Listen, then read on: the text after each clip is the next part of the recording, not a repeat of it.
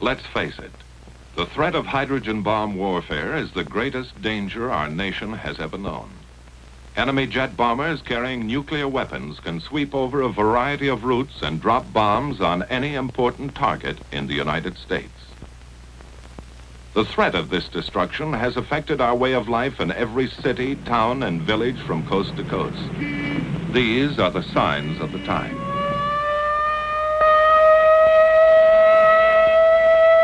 Only in practice now, a rehearsal, a training exercise. But tomorrow, this siren may mean the real thing. And if you hear it, as you drive in your auto, as you sit in your office, or work at your bench, wherever you are, what will you do? What will happen to you?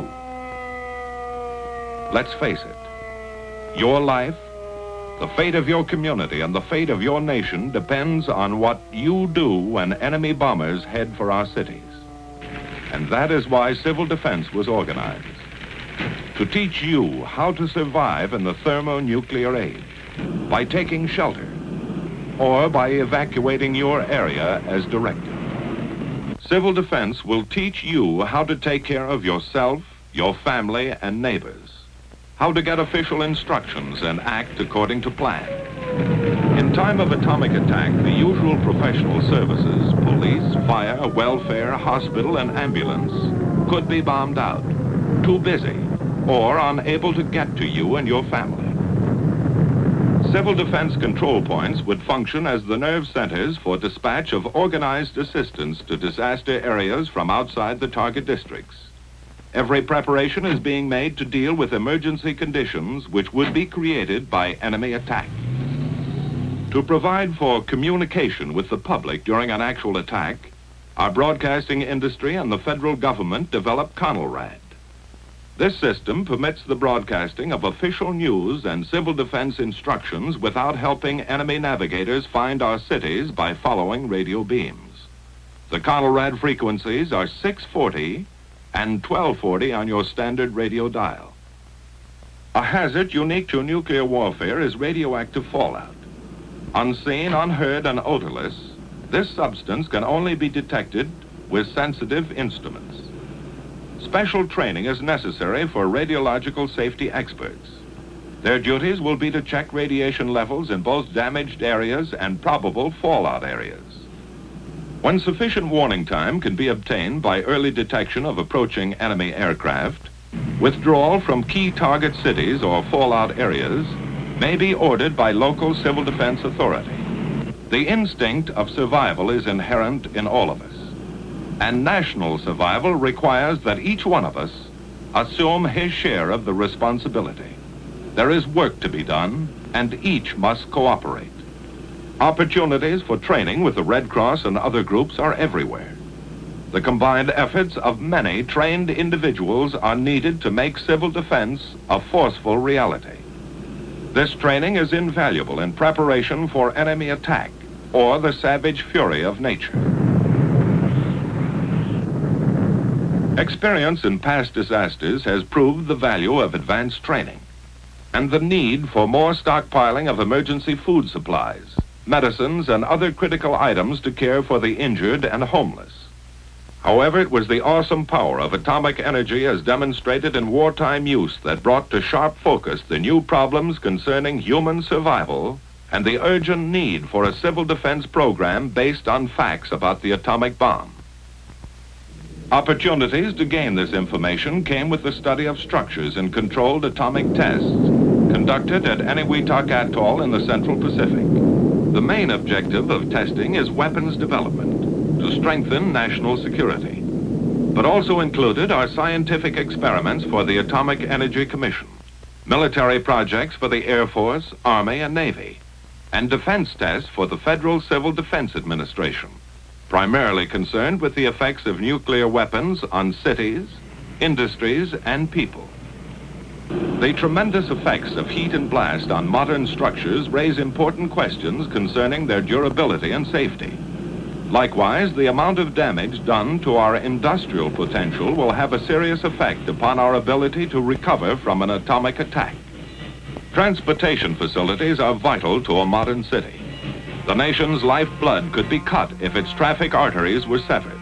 These questions are of great interest not only to citizens in metropolitan centers, but also to those in rural areas who may be in a danger zone because of radioactive fallout from today's larger weapons. We could get many of the answers to these questions by constructing a complete city at our Nevada proving ground and then exploding a nuclear bomb over it.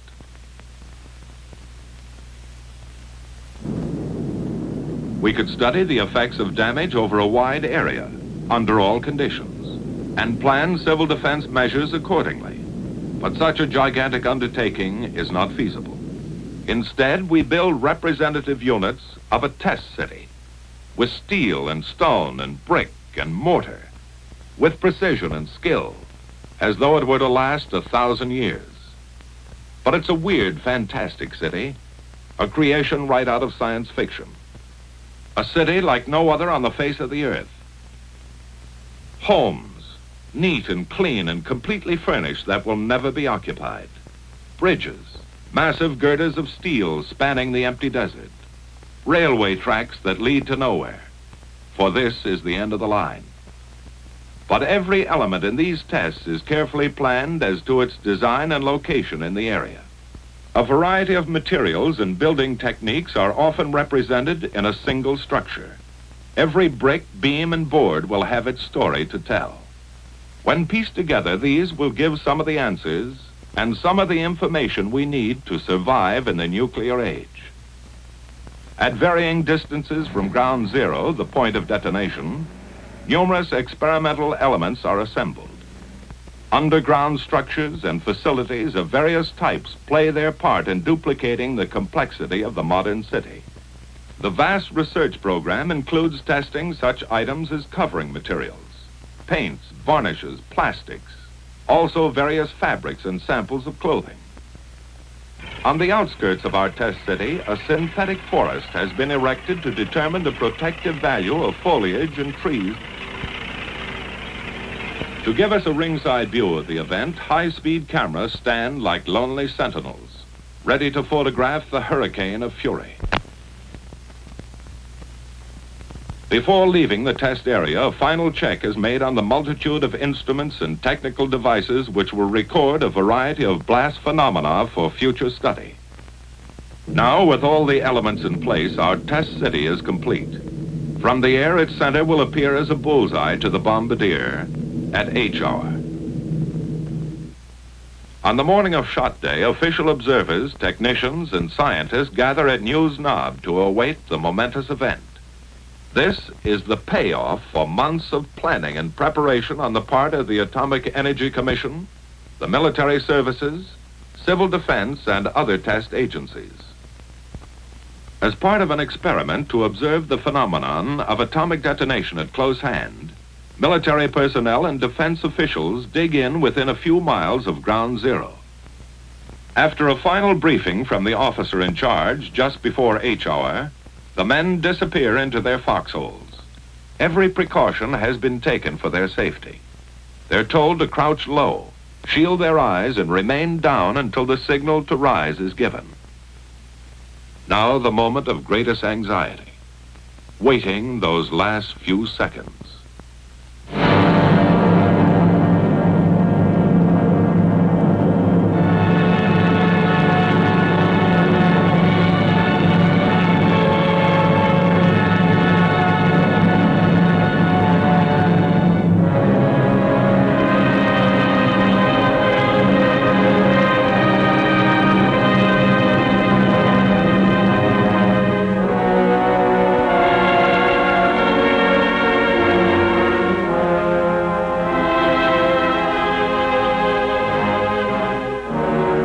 Seconds later, the blast wave reaches the trenches.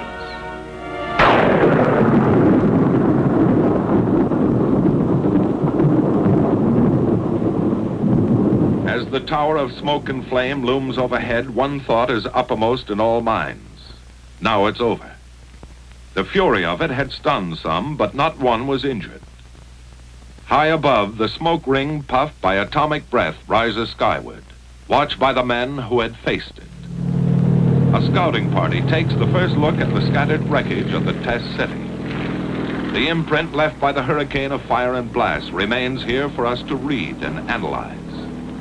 From studies of ruins and damage such as this, we get the hard-to-come-by knowledge that helps us form rules for survival in modern warfare. While only atomic bombs are tested in Nevada, the results can be scaled for the larger, far more powerful thermonuclear weapons. A hydrogen bomb will destroy a greater area than the atomic bomb and will release more dangerous radioactive materials. But the problems of rescue caused by blast and fire along the periphery of damage remain the same.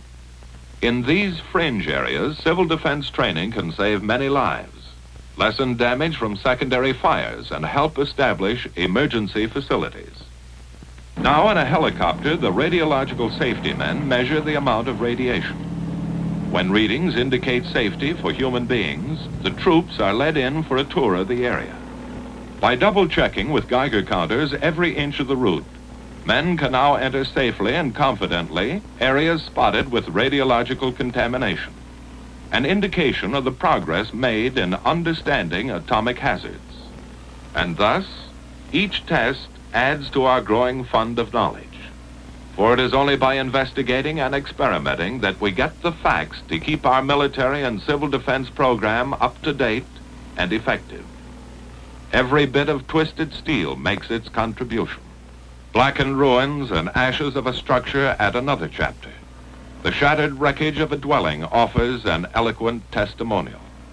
Piece by piece, like the parts of a jigsaw puzzle, our story is assembled, analyzed, and evaluated. Then the survival facts are made available to you through your local civil defense program.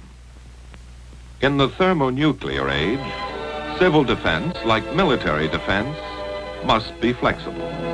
It must develop and grow, even as the forces that threaten our existence.